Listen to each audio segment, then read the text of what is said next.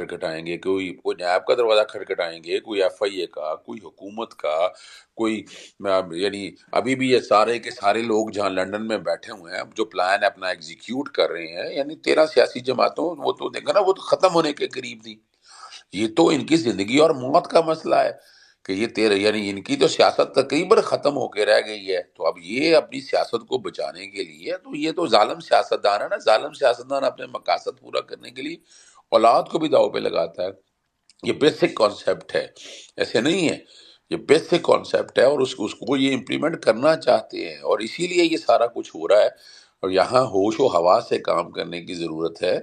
یہ ایک تو قانونی جو بھی لڑائی، دیکھیں قانونی لڑائی تو قانونی طریقے سے لڑی جائے گی. وہ نیب والا کیس میں نہیں سمجھتا یہ کسی بھی طرح سے، اور اکیلے عمران خان صاحب تو ہے ہی نہیں. Decision is by the cabinet. Decision تو کیبنٹ نے کیا ہے، اور پیسہ کون، بھائی پیسہ